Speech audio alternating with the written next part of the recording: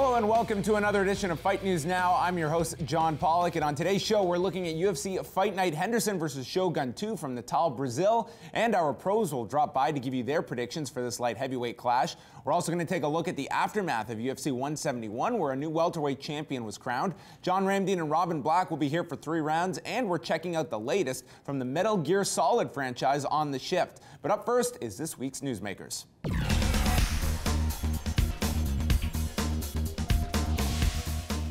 This weekend will feature a rematch of legends as Mauricio Shogun Rua takes on Dan Henderson for the second time. Hendo is coming off of 3 losses, and in fact, he recorded his last win back at UFC 139 when he fought Shogun for the first time. Now let's take a look at this very fan-friendly matchup. After UFC 100, Dan Henderson decided to leave the promotion on a high note and seek a more lucrative offer elsewhere. Strikeforce signed the former Olympic wrestler and immediately matched him up against Jake Shields for the middleweight title.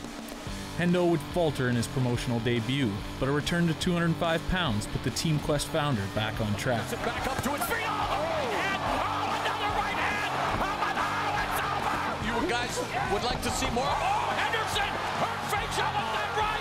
And the ground and pound. Henderson at the age of 40. Beautiful escape by Hendo. Wow. Henderson scrambling. Whoa. Unbelievable. Stop it. When the UFC purchased Strikeforce, Henderson found himself back in the promotion he left less than 2 years prior. His return matchup would pit him against Pride veteran and former UFC light heavyweight champion Mauricio Shogun Rua. That's without a doubt one of the top 3 best fights ever in MMA. That was like our Ali Frazier 3, you know what I mean? It was unbelievable. With a 4-fight win streak and a Fight of the Year candidate under his belt, the former 2-division champion would be matched against John Jones with the light heavyweight title on the line. However, Henderson would come up lame less than 2 weeks before the fight, causing the UFC to cancel its first show in company history. The bad luck would continue as he lost split decisions to both Lyoto Machida and Rashad Evans, setting up a rematch of his Pride 32 victory against Vitor Belfort. Belfort trying to finish off Henderson. Huge kick. Lyoto steps in. Vitor Belfort has done it again. With marketable matchups for the 40-fight veteran in short supply, the UFC has once again matched up Henderson against Mauricio Rua, hoping that lightning will strike twice. Since the loss to Hendo at UFC 139, Shogun is just 2-2, with the low point being a first-round submission loss to Chael Sonnen. He's got it down. Chael Sonnen. And the high point being a knockout of durable James Tahuna in his most recent bout. And the Brazilian Athletic Commission announced a ban on TRT following the NSAC's landmark ruling. The organization stated that Henderson would be the last to receive an exemption. I'm not done yet. I'm not retiring because of this, and you know, probably explore some other options after this. With both fighters on the tail end of their careers, will Shogun and Hendo show their years in the cage have made them mortal? Or will they have another battle for the ages? Not only did their first encounter earn Fight of the Night, it also garnered Fight of the Year in 2011. Either man certainly has a puncher's chance, but if it was anything like their first clash, we could be in for a dogfight. And with that, it's time to throw it over to our panel of pros to hear what they have to say about this matchup. That's a fan favorite. Like everyone that loves mixed martial arts loves those two. And putting those 2 rockets together, you're going to see some explosions. I don't know, this fight makes me want to cry because I think the first fight took about 10 years off each of their lives. Both of them are great fighters. You know, the Shogun and Hendo matchup's interesting because Hendo's probably one of the most consistent guys in the sport, period. You know, you could roll him off the couch and like kick him in the front yard and he'll fight just like he's fighting for a world championship. And Shogun's one of the most up and down fighters out there. I think it's going to be a letdown just because the first one was so amazing. And the only reason I say letdown, I think someone's going to get knocked out in this fight. I go, you can't almost get knocked out 10 times each in a fight and then come back in the next one and expect the same thing. So I'm either hoping they have a different strategy or I see someone going to sleep a little bit earlier in this one. I'm going to have to lean towards the consistent guy with Dan Henderson. But, you know, if Shogun shows up in his best form, it could be a bad night for Hendo. But I'm going to lean with Hendo on this one. I'm going to say Henderson knocks him out. Henderson's going to connect with one of the H-bombs and it's going to be lights out for Shogun, and it's sad to see. UFC 171 is in the books, and a new welterweight champion has been crowned following a tremendous display of skill and fortitude. Johny Hendricks is the new king of the 170-pound weight division, and he gives us a quick recap of the fight. And though GSP is gone, Hendricks says he's still interested in a rematch. Round one, I was like, awesome, doing my game plan, cool. Round two, again, you know, sort of doing what I need to do to get the job done. Round three, Robbie hit me, and at that moment, I was just like, I was like, you know, I gotta fire back. If I don't, he's gonna kill me. You know, he's a heavy-handed dude. You know what I mean? Obviously, nobody's made me look like this. I was sitting there, I was like, you know, I gotta fight through this. I gotta fight through this. I gotta fight through this. You know, that was the only thing. Then the fourth round came. I was like, all right, let's change this up. Robbie did a good job. You know, sort of staying in the pocket. You know, I was a little bit hesitant to fire, and Robbie wasn't.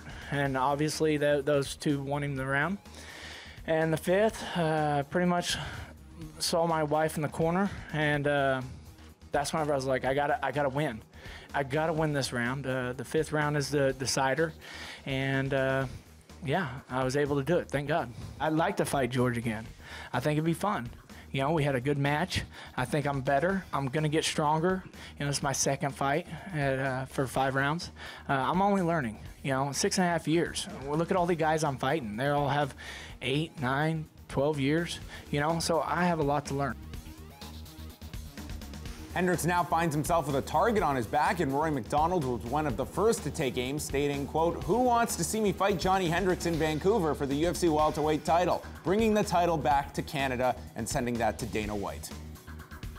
Frank Trevino made his UFC debut a successful one this past weekend with a decision victory over Henny Forch. Trevino opened up about his personal issues throughout training camp and leading up to the card. Yeah, my grandma passed away during my camp, actually. I want to say a month into my camp. I didn't want to say anything throughout my camp. I kept my composure about it. I didn't tweet it. I didn't put it on public media. I just kept it to myself, kept it as motivation, I guess you could say. I wanted to just dedicate this fight to her, you know, because she was always there for me. She raised me since I was a little kid. She was always there for me. I love this lady with all my heart. And it was a shame to me that I couldn't be there at her funeral while I was in camp. My parents understood, but as soon as I'm done here, I'm gonna go back home and I'm gonna go visit her grave. UFC heavyweight champion Cain Velasquez last saw action at UFC 166, where he defended his title with a TKO victory over Junior Dos Santos. After being sidelined due to shoulder surgery in December of 2013, the AKA fighter is expecting to make his return to the octagon later this year. I think November sounds good, you know. Hopefully, you know, with the rehab and everything else, that'll give me enough time to get ready, you know. Yeah, that's it. I mean, I pretty much just want to get back as soon as possible. And I know it's a thing of, I have to be patient, you know, because I don't want to re-tear something or re-hurt something. So I got to be patient, listen to the doctor, and then just slowly get back into it. Lightweight Mark Bocek last saw action at UFC 154 back in November of 2012. The Brazilian Jiu-Jitsu black belt will return to the octagon on April 16th at the TUF Nations finale to take on Evan Dunham. We caught up with Bocek and he shared his thoughts on how to improve scoring in mixed martial arts. From a purist standpoint and from an entertainment standpoint, continuous rounds would make a big difference. It would still be 15 minutes, you know, but a 15-minute continuous round. People talk about entertainment and lack of fights. Pride had a 10-minute round. It was super entertaining. It was easier for boxing judges to judge as a whole on damage and totality, and you bring a little more of the purity back into it, but we still have 15 minutes and 25 minutes, but just continuous rounds. But that's wishful thinking. I doubt it'll ever happen. The Stockton bad boy Nick Diaz made an appearance at UFC 171, and I had the chance to catch up with Diaz as he shared his thoughts on being involved in the 20th season of The Ultimate Fighter as an assistant coach. Some of the time I feel like they're really advertising that, like overly advertising that. It should be advertising Gilbert Melendez, you know, not my brother and me, and Diaz, you know, the coaching. So we're not coaching the show. He's coaching the show. He's the one fighting Anthony Pettis. We're just going in to, you know, to support Gilbert Melendez because he's part of my team. If you go, would you rather they not focus on you on the show? No, it's fine. I don't have an issue with being a part of the show or anything like that. I just don't, you know, I'm there to support Gilbert's image, and Gilbert, you know, I'm not there for me. I'm not there for, you know, I'm just there. I want to go there and help out my teammate, you know, little coaching, and I'm gonna just focus on training while I'm there. You know, just get some good training for myself with my friend Gil. Hopefully, we're a good look for the girls or the guys on the or whatever's going on that show. I hear it's like girls or something now, but hopefully we can help everybody out and give a good look for little TV or whatever. And we are here with John Ramdeen as we get set for another installment of 3 rounds. We're coming off of a new era beginning in the welterweight division, and we look ahead to one of the greatest fights in UFC history, rematch this Sunday night. Yeah, that's what we're talking about, of course. We've got to talk about Johny Hendricks becoming the new welterweight champion of the world, and we're looking ahead to the rematch between Dan Henderson and Shogun, one of the greatest fights of all time. As we say goodbye to the testosterone replacement therapy era this Sunday in a very appropriate country of Brazil. 3 rounds is coming up next.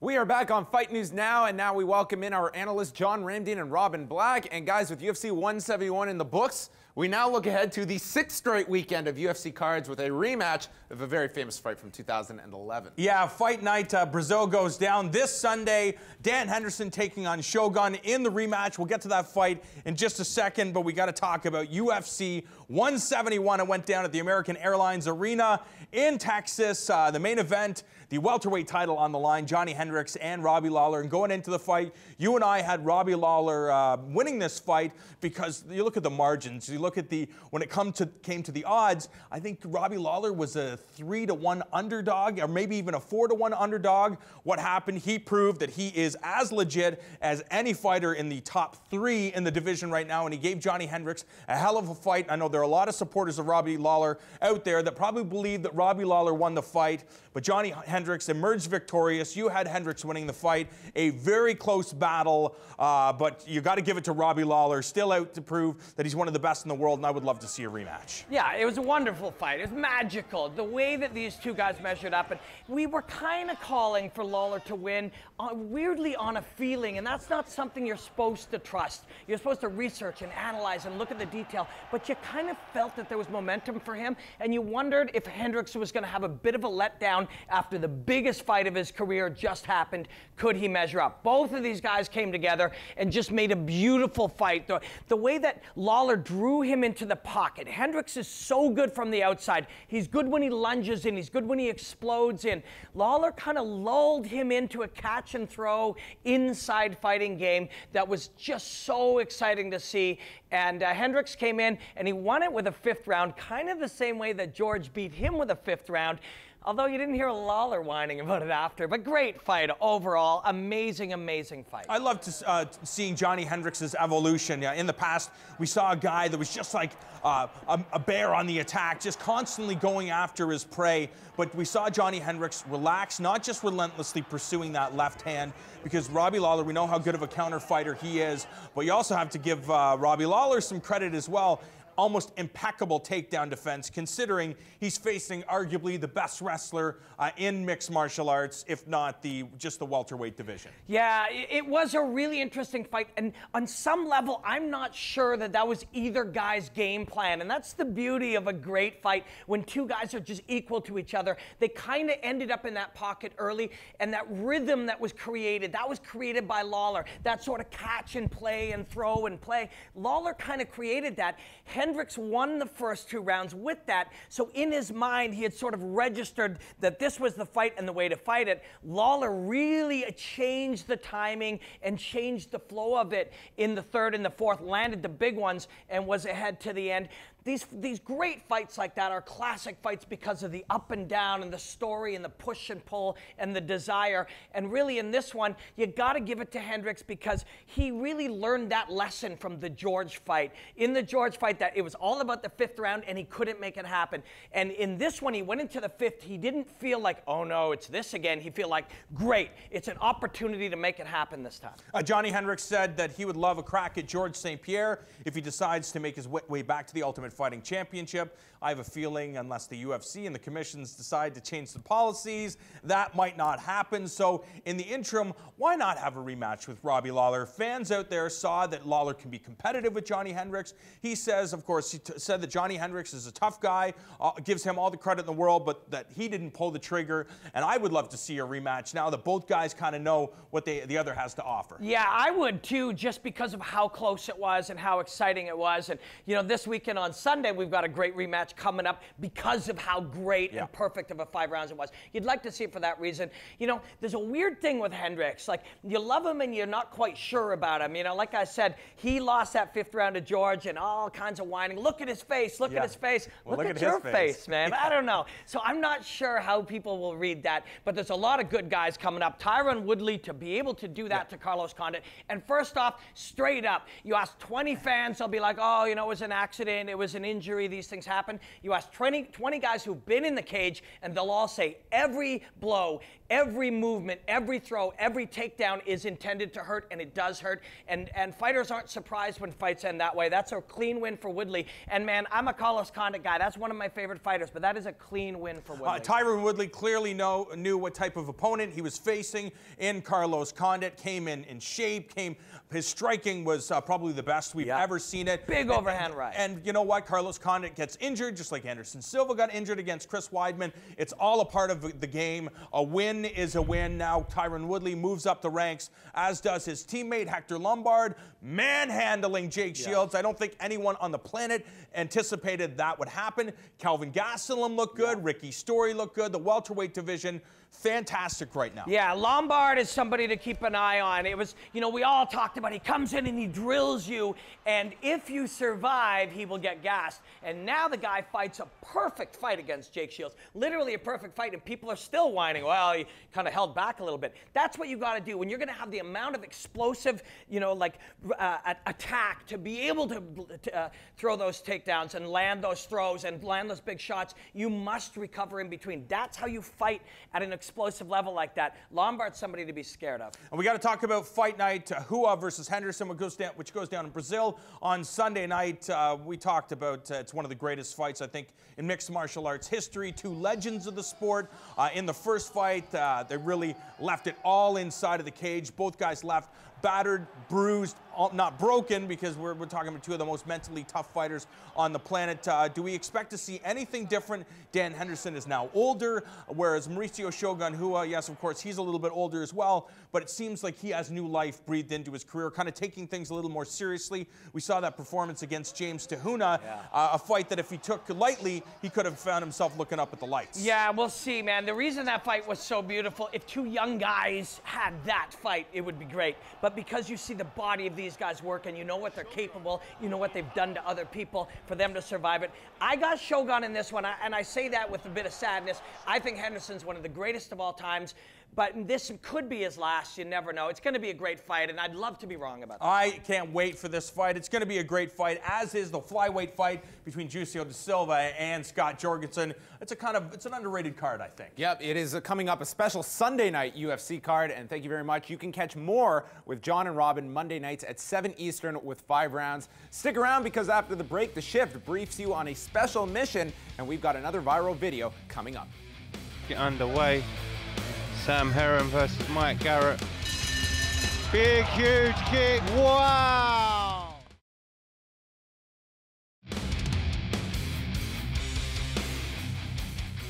Welcome back to Fight News Now. John Pollock here with you, and we've got lots of action coming your way this weekend, starting with Cage Warriors Fighting Championship 66, live this Saturday at 4 p.m., featuring a welterweight championship fight between Nicholas Dalby and Sergey Churlov. Later up at 9 p.m. Eastern, you can catch the repeat of Golden Boy Promotions' Williams versus Hernandez. But now it's time for The Shift, as we send it on over to Priscilla Carapan.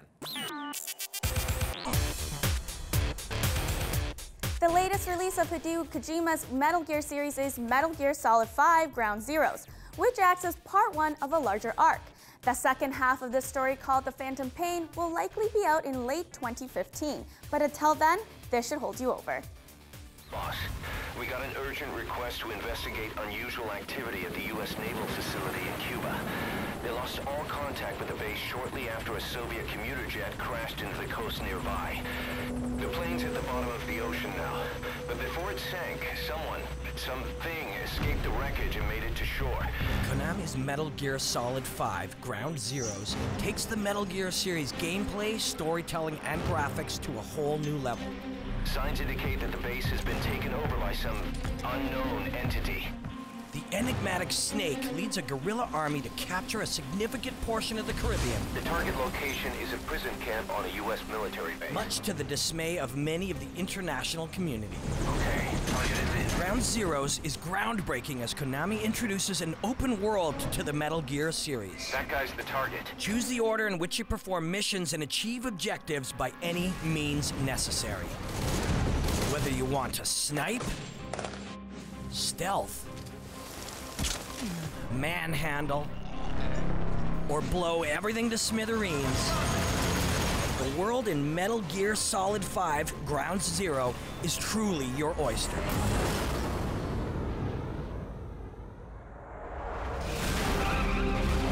Want more?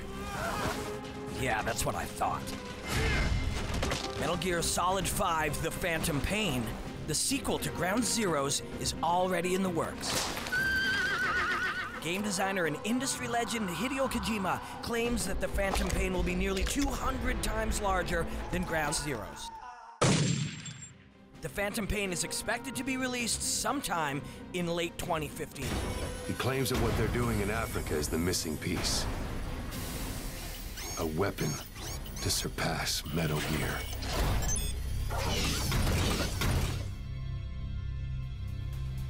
That's it for The Shift this week. Back over to you, John. Thanks, Priscilla. We're almost out of time, but it wouldn't be a complete edition of Fight News Now without a viral video. With that said, I won't keep you waiting any longer. Sam Heron versus Mike Garrett. Big, huge kick ends the fight instantly. Wow! Unbelievable. And that is going to do it for Fight News Now this week. I want to thank our guests, including Uriah Faber, Nick Diaz, Mark Bocek, and Sean Pearson for stopping by. Just a reminder that you can catch Cage Warriors 66 this Saturday at 4 p.m. Eastern. And don't forget to check out the MMA Report this Thursday at FightNetwork.com in the podcast section. On behalf of John Ramsey and Robin Black, Priscilla Carapan, and the Fight Network crew, I'm John Pollock, and we'll do it all again next week. How'd you feel about the comments that she made recently, Ariane? They made grammatical sense, which is good for her.